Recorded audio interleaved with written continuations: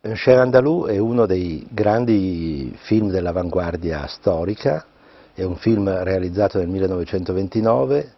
da Luis Buñuel e scritto da Buñuel insieme a Dalí. Un Chien andalou o un perro andaluz è un titolo che non c'entra niente con il film, è un titolo che è scelto intenzionalmente perché non ha nulla a che vedere nel film. Nel film non c'è un cane, non c'è un andaluso, eccetera. Allora perché il titolo del film è questo? Intanto, se noi andiamo a vedere tra i documenti relativi alla storia del film, noi vediamo che c'erano altri titoli che sono stati presi in considerazione. Uno è per esempio la Vaia Marista, che vorrebbe dire un po', forse potremmo tradurlo con la formula uno scherzo da prete. I maristi che continuano a comparire nell'ambito dei film di Buñuel sono dei frati da cui Buñuel era andato per l'appunto a scuola e che Buñuel prende in giro in maniera abbastanza sistematica nell'ambito del suo cinema. Quindi da un lato uno dei titoli che viene preso in considerazione è appunto la Vaia Marista, una sorta di scherzo da prete. Un altro titolo presenta ancora la stessa logica di Un Chien andalou, è un titolo che dice vietato, proibito asomarse all'interior, il che vuol dire vietato guardare all'interno, sporgersi all'interno, che è evidentemente una formula che noi vediamo sui treni all'esterno, non ci si può sporgere all'esterno, e che Buñuel e Dalí in questo caso evidentemente pensano, anche in questa prospettiva, con un atteggiamento antifrastico rispetto al film, perché il film si sporge veramente all'interno, parla dell'inconscio e dei fantasmi dei personaggi, ma un titolo di quel tipo avrebbe costituito evidentemente un effetto antifrastico forte rispetto al film. Perché poi alla fine viene scelto un perro andalus o un chien andalou? È difficile dire il perché. Diciamo due cose. Uno, l'interpretazione che taluni hanno dato di questa scelta è l'interpretazione di una polemica indiretta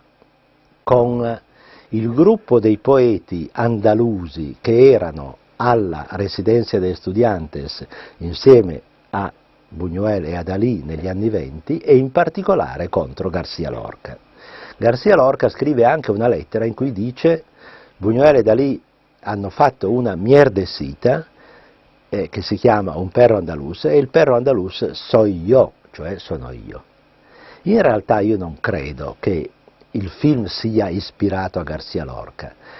penso al contrario che il film sia profondamente legato alla complessità del percorso di formazione dell'identità sessuale di Dalí stesso e non di García Lorca. Il protagonista è assolutamente eterosessuale a differenza di García Lorca e quindi penso che in realtà il riferimento a García Lorca sia meno forte, ma sicuramente alla fine può darsi che nella scelta del titolo Un perro andalus un po' della ostilità che non Dalí ma Buñuel ha sempre avuto verso García Lorca possa essere emersa. La genesi del film è indubbiamente particolare e le versioni dell'invenzione dello scenario da parte di Buñuel e Dalí che sono state date sono in realtà cambiate nel corso del tempo. Non bisogna mai dare troppa fiducia alle dichiarazioni dei registi che mentono sistematicamente e Buñuel anche non viene meno a questa regola. Fra l'altro se si leggono le dichiarazioni e le memorie di Buñuel e di Dalí, entrambi cercano di attribuirsi un ruolo fondamentale nella elaborazione dello scenario. Io credo che se noi andiamo a vedere i documenti storici eccetera, ci rendiamo conto che Dalí ha avuto una funzione assolutamente preponderante nella invenzione di Un Chien andalou e nella definizione insieme dell'orizzonte cinematografico su cui si eserciterà l'esperienza di Buñuel e del metodo di creazione artistica che viene seguito nella elaborazione dei due film surrealisti, cioè di Un Chien andalou e de l'Âge d'Or. Perché in realtà è opportuno riconoscere questo ruolo centrale di Dalí? Perché in realtà Buñuel voleva fare dei film diversi, e gli scenari che elabora prima di Un chien andalou sono uno scenario dedicato a Goya e un altro fatto con Ramón Gómez de la Serna, che è un personaggio importante dell'avanguardia letteraria spagnola, che doveva essere dedicata diciamo, ai fatti di cronaca raccontati da un giornale. Quindi sono due orizzonti completamente diversi da quelli che invece vengono affrontati in Un chien andalou e nell'Âge d'Or. Quindi Dalì propone a Buñuel di parlare dei fantasmi psichici, di parlare del mondo dell'inconscio, di affrontare l'orizzonte del desiderio come uno degli orizzonti centrali dell'universo cinematografico possibile da inventare in una prospettiva nuova, e Buñuel accetta pienamente questo suggerimento e, devo dire, crea una dialettica straordinaria dal punto di vista creativo insieme a Dalì. Ma io credo che all'origine del film ci sia un piccolo appunto di Dalì, che Buñuel fra l'altro riconosce in una lettera, e che è dedicato per l'appunto alla costruzione di un percorso cinematografico assolutamente particolare. La dimensione dell'immaginario viene affermata, la dimensione dell'inconscio diventa assolutamente fondamentale, e il cinema scopre di poter essere uno strumento straordinario di rivelazione dell'inconscio, di rivelazione del mondo del sogno, di rivelazione del mondo del delirio. Questa è un'apertura di novità assolutamente straordinaria e che non bisogna evidentemente non cogliere in tutta la sua forza eversiva. E io, ripeto, credo che Dalì in questa prospettiva abbia un ruolo assolutamente fondamentale, anche perché Dalì comincia a teorizzare a partire dal 1929 l'idea di un metodo paranoico-critico di realizzazione dell'opera d'arte, che è in realtà un metodo in cui vengono riprese alcune degli aspetti teorizzati da Breton con la scrittura automatica, ma vengono, diciamo, intensificati e rielaborati in una prospettiva più innovativa. L'idea di Dalì è che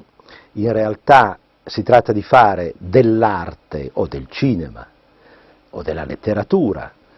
che esprime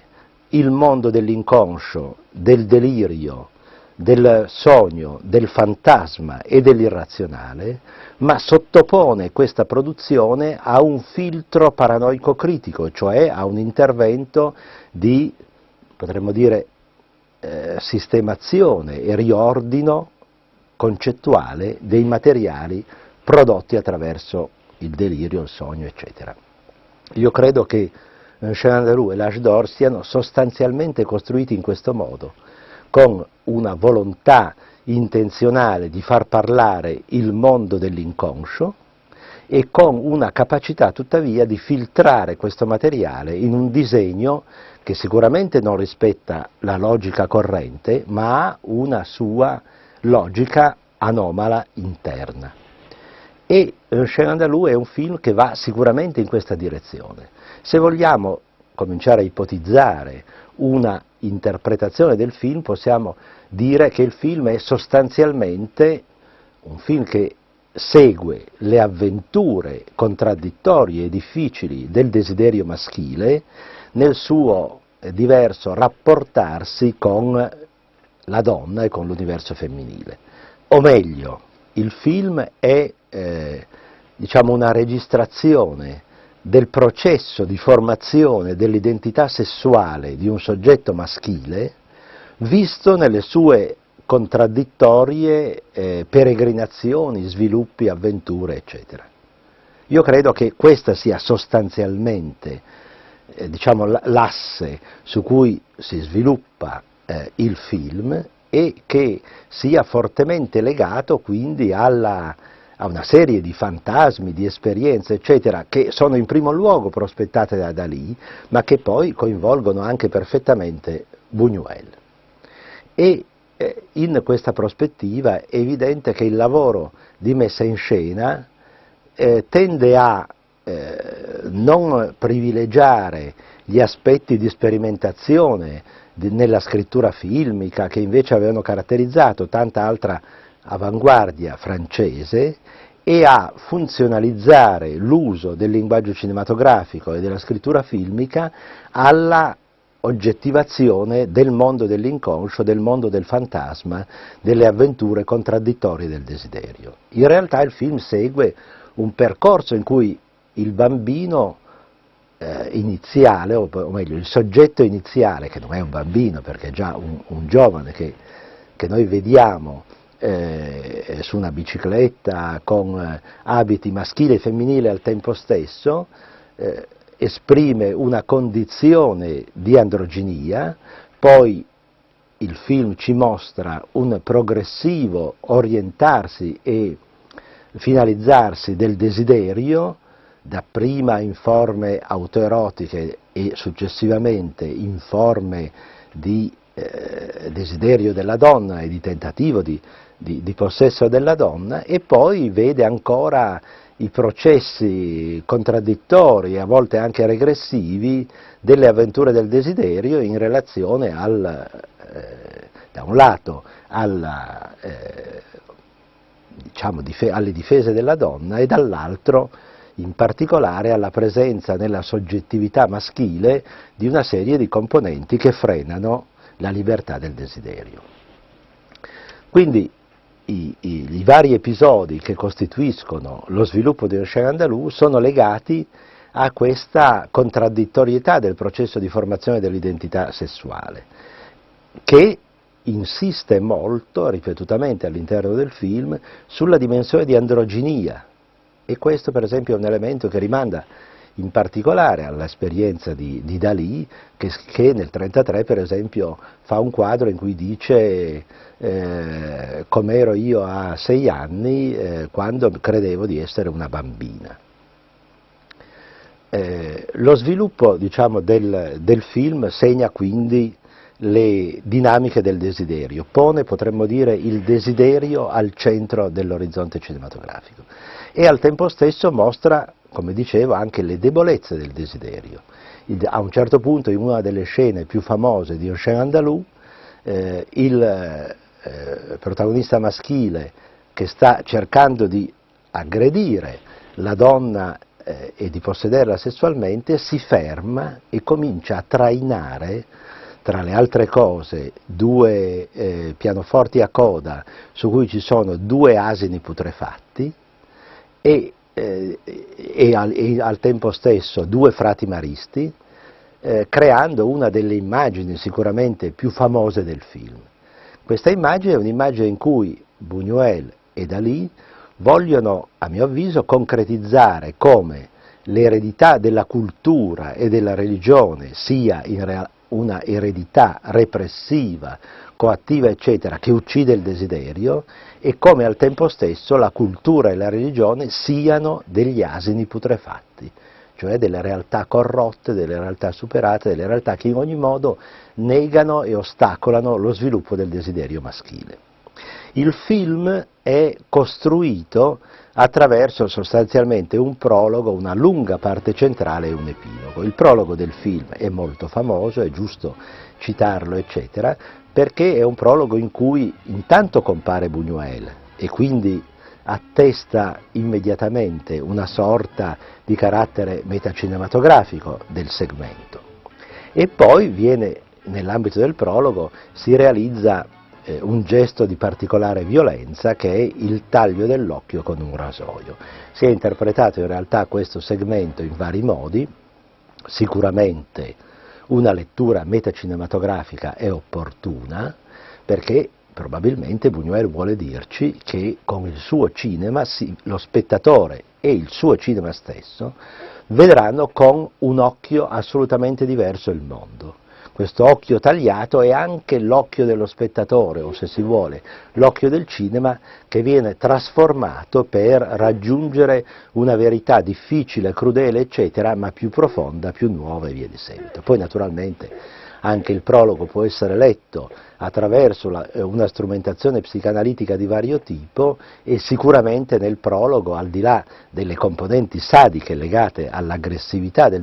maschile, sono presenti altre componenti, da un lato il tema della castrazione, dall'altro quello del feticcio, il feticcio del rasoio, eccetera, e dall'altro ancora evidentemente la relazione con il complesso di Edipo, che è una delle grandi figure fantasmatiche e profonde di Buñuel che attraversano tutto il suo cinema. L'epilogo poi segna, diciamo in maniera esemplare, una conclusione possibile dell'avventura del desiderio. È un epilogo in cui i personaggi sono immersi nella sabbia, mezzi sepolti, e sembrano quasi morti con degli insetti che gli girano attorno. Questa immagine finale è un'immagine che lega ancora più profondamente di quanto già non sia stato fatto nell'ambito del film l'universo dell'Eros all'universo della Thanatos, cioè l'universo dell'amore con l'universo della morte. Sembra che alla fine dell'esperienza del desiderio, con tutte le sue frustrazioni, con tutte le sue avventure contraddittorie, eccetera, ci sia soltanto un destino di morte. L'immagine del desiderio che Buñuel e Dalì ci mostrano all'interno del film è un'immagine sicuramente pessimistica, fortemente drammatica, eccetera.